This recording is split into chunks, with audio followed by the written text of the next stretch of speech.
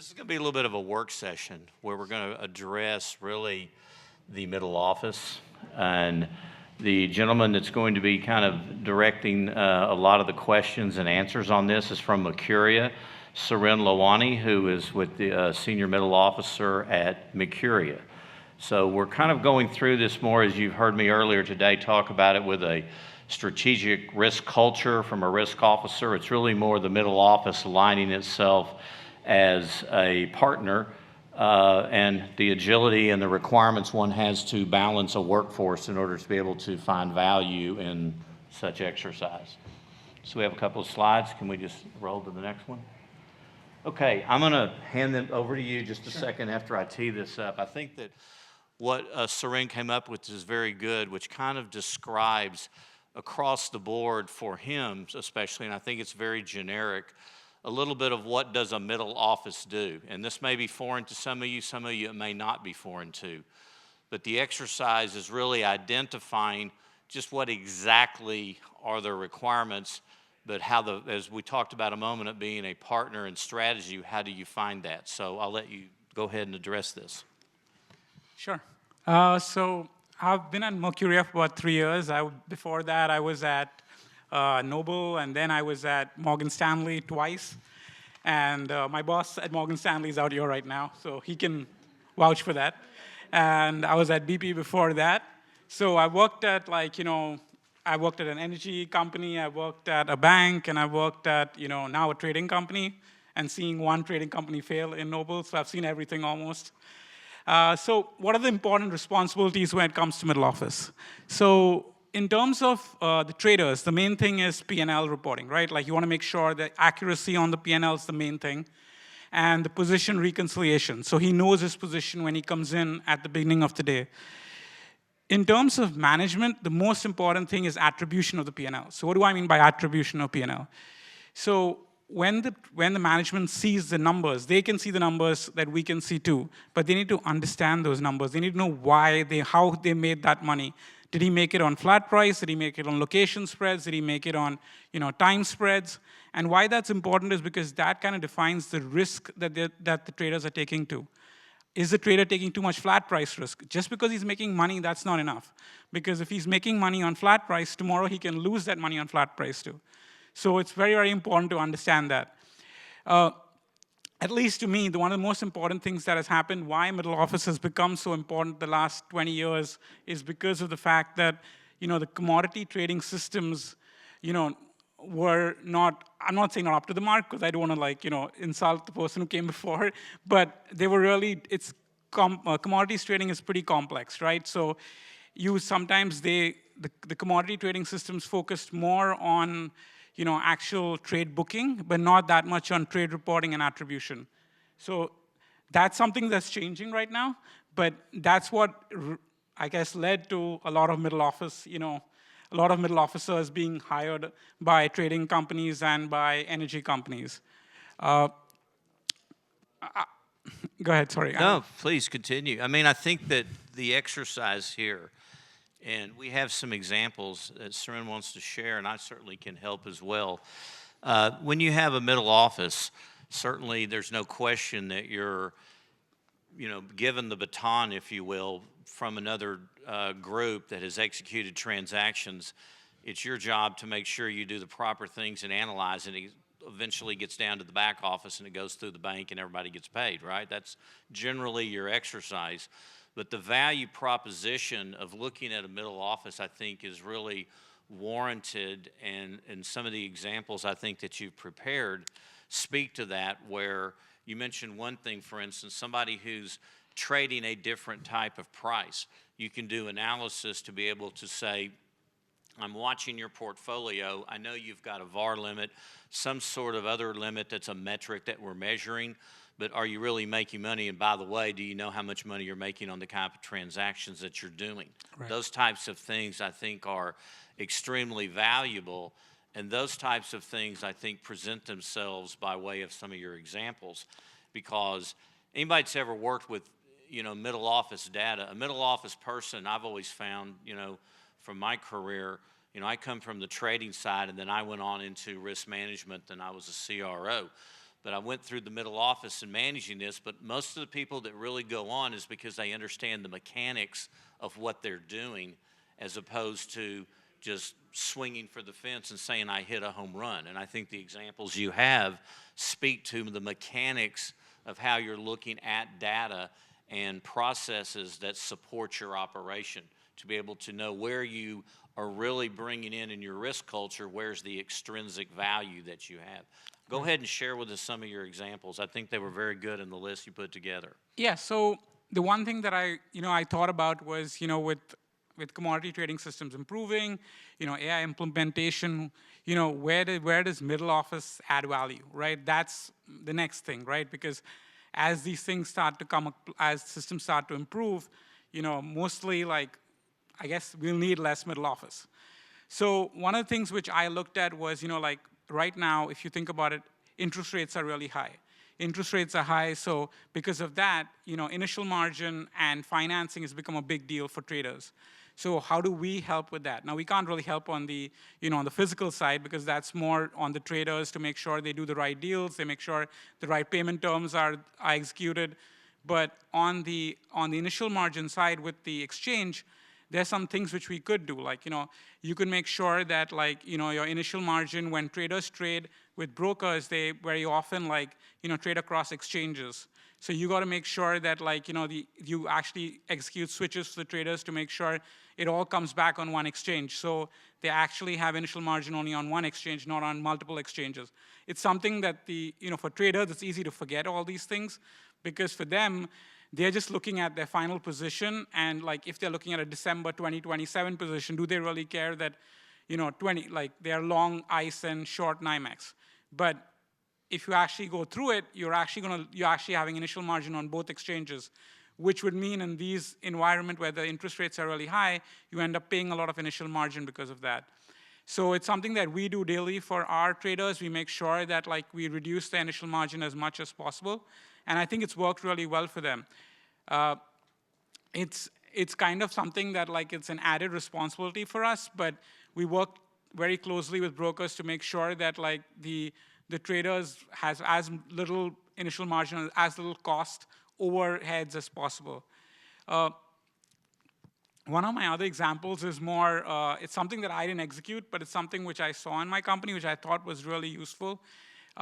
Basically, you have these small energy producers who don't really have middle offices, back offices, or settlements teams. And what they did, which was kind of interesting, was the producers didn't want to work with us because they thought we were taking money away from them, we were not sharing their profits with them. So what we did was we actually we decided that we would make a separate desk which belonged to them in our system.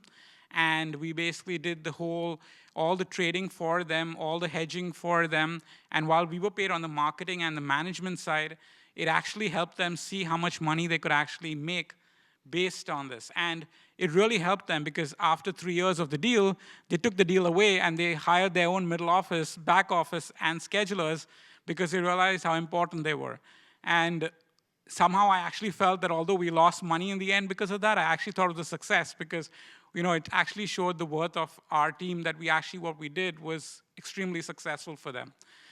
So there are different ways to add value. I think on the middle office side, there is the other thing which I always mention is hedging. Traders have these huge physical positions, and in commodities, one of the big, at least on oil trading, one of the big deals is the pricing side. So for a lot of our traders, we do the hedging for them. And we make sure the hedging on the pricing is done. So that's one responsibility which they don't really have to do. And and that way, flat prices normally, we keep flat prices low as possible, something that management expects from us. So it's a different responsibility, but I think we take it very seriously, and we make sure that both management and traders are aligned well.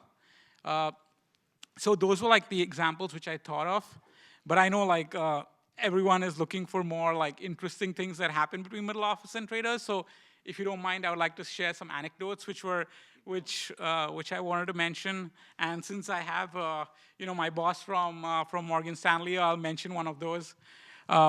my first day at Morgan Stanley, and I was new to middle office, new to product control, and I came in on a Monday, and we have this thing called the MRD, which is like your risk meetings that all of you guys have. And I looked and I was reading the risk meeting because I had nothing to do, I had nothing to present. So the first thing was that the distillate trader lost 30 million on heating oil time spreads. And I looked at it and I was like, wow, that's a lot.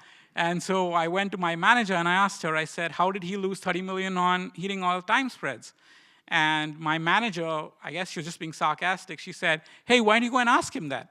And I was really naive at that time. It was my first day. I went up to the distillate trader and I went like, hey, can you tell me how you lost 30 million on heating oil time spreads? And they say there are no stupid questions? Yeah, that was a stupid question. I got a rollicking on that for 20 minutes, explaining to him that you don't know what you're doing, why are you standing out here, please leave. I mean, I don't know about you guys, I don't know, if anyone's willing to answer the question, how would you have asked that question? Is anyone willing to, can I nominate someone? Do you want to answer the question? How would you ask that question? So this is something that, now that I've worked 12 years, I've learned that, the trader expects a lot more from you. So the first thing I would do 2 years in, the first thing I would say, hey, so can you give me some more color on how you lost 30 million on heating oil time spreads? And that's not a great question too, but that's at least, doesn't sound that bad. Now that I've worked for a long time and I understand that, I expect to actually do the research myself. And I'll go to him and say, hey, I heard that there was a surprise build in heating oil inventories, and is that why we lost the 30 million? It gives him the idea too that you know what's happening. It's not like you're you're just dumb and you just, press buttons. You're just a data monkey who presses buttons all day long. So these things kind of I think these interactions with the traders really help you understand. And now that I'm kind of a senior person on the team, I make sure that I coach people before I let them talk to traders, because one of the most important things that I've learned is trust between a middle officer and a trader. It's almost like a lawyer relationship with a criminal, because I'll give you a great example. A couple of years ago, we hired someone, and as I mentioned to you guys, the hedging is done by the middle office team, and the guy was in a hurry or whatever. He has to go meet his girlfriend, or he hedged it the wrong way. And because of that, he created a flat price for the trader. Now, to make things worse, he decided that he would just go the next day and hedge it again, the right way. But he forgot that's a whole day of P&L that the trader lost on.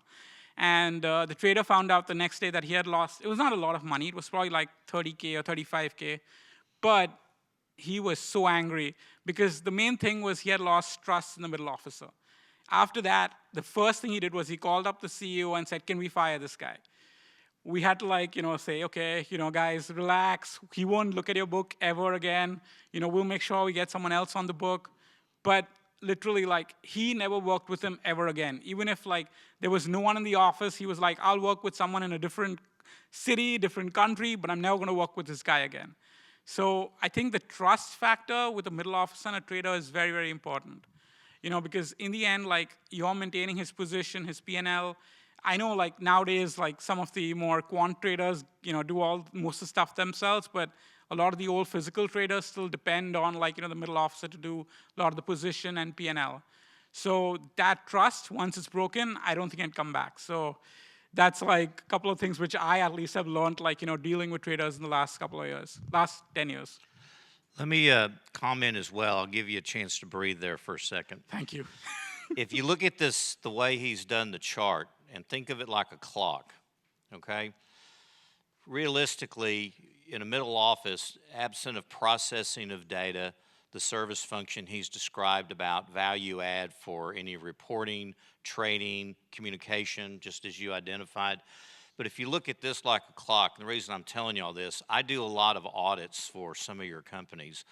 And when I go into a company and I look in the middle office, I want to know if they're protecting the cash, because if you've been in risk long enough, you know that you always protect the cash, because that's the king. in such as this diagram that you've identified. If you look at it like a clock, really they could all be held accountable to cash, but the real specific ones you look for is really the one at 3 o'clock, the one at 4 o'clock, the one at 6 o'clock, and the one at 9 o'clock. Because what you're looking at is actual numbers that are going in and out of a balance sheet that pertain to cash. And then at 7 o'clock, you're looking at how much of that's going to be seen by your bank in your borrowing base. So if you're in finance and you're looking at credit or you're identifying what is the cash balance under your borrowing base, those numbers are where in the middle office you want to be concentrating, because that's your job. Your job is to make sure that you're processing accordingly the proper data, but you're also processing accordingly your own metrics, which can help your organization and your individual traders in the front office or otherwise. But what you're really focusing in on is specifically the one at 4 o'clock, where your inventory, your transporting, your agreements compiled with 3 o'clock of your inventories, that's cash. Right. And I'm here to tell you, because some of you may have heard me earlier, I'm the former risk officer of Dynegy that said don't buy Enron. And the reason I didn't want to buy him is I saw them playing around with their cash, okay? And I said, no, it's our cash, we own you. So you look for cash. So always think of it in terms of risk, that even though you may not be in a role here and you're in a middle office product control role, the tolerance above you that's going to your board, your risk committee, your executive committee is about cash. And these elements of 3, 4, 5, 6, and 9 are what's running your cash. And you want to make sure that as you train staff, that they understand the complexity of what it is they're doing. Because it takes everybody a while when you roll them through the middle office. There's no denying that. You're bringing in people probably from a rotational program, colleges as a trainee, something like that. So they're just glad to have a job. They're going to work their butts off for you if they're good, and they're going to understand, but you got to teach them what that data really means, because that's where the cash is. I can tell you that's where we look when we look into a corporation. Makes sense. So, Agreed. Any questions? Anybody? Got to have one question. Somebody ask us one question. Come on. Okay. Yes, sir. It's for the gentleman on the left. Yeah, hi. So you got everybody dealing with your flat price exposure. Yeah. So how are your traders adding value? How are my traders adding value? Yeah, so they don't have any flat price exposure. The middle office is taking care of all of that. Is it all grades that they're trading? So it depends on the desk, right? Like, so say, for example, first of all, it doesn't mean they don't trade any flat price, but if a desk is said that they're not going to trade flat price, we make sure they don't, right? Like, what I'm trying to get at is, like, a lot of times when you do physical trading, you have pricing exposure. So if you don't hedge your pricing exposure, you develop flat price you don't expect, right? Now, going back to your question, like on the crude desk, right now, I guess time spreads are the big deal, right? Like, because there's so much geopolitical tension right now. Long-term crude prices might not be that volatile, but short-term, they're extremely volatile, right? So you might be looking at time spreads. Where it comes to crude and to when it comes to distillates like jet, you do heating oil versus jets. You have you can call it a grade spread or a product spread. So that's how you can make money. But as a company, we don't really expose ourselves to too much flat price. But there are traders who do use flat price. But most of them, they use time spreads, which, I mean, in risk, you can even call that flat price, because if you do correlations to that, you can actually come up with a flat price exposure to that. But most of the times, it's either time spreads they use that, or they use location spreads or grade spreads, as you mentioned, or product spreads, or even product spreads in heating oil versus gasoline, or depending on what's going on in the market right now. There are different ways to do it. I use ethane fracs, use ethane versus natural gas. So there are different ways to make money. It's not only about flat price. And especially if you're trading physical, you're rarely trading flat price. You're most likely trading one product against another, or one grade against another. One follow-up. Yeah, sure. One more question. How do you deal with traders that don't put their deals in correctly? You saw the crucifixion at Easter, didn't you? So, that's something that the way it works is actually like they get dinged on their bonus for that. So if they make too many mistakes, like they don't like, because compliance deals with that, and compliance has certain limits, which if they hit it, if they keep like missing their deadlines on their trades and their physical trades, because paper trades flow through. But if they miss it on the physical trades, then they get dinged on it, and at least I've been told that. I don't know if it's true or no, but since I don't get their kind of bonuses, I don't know. But that's what I've been told, that they get dinged on their bonuses if that happens. Sure. Okay, that's our last question. We'll need to take everything offline. I've got another panel that's going to be coming up on credit. But thank you very much for the comments. Thank you. Thank you very much. Appreciate it.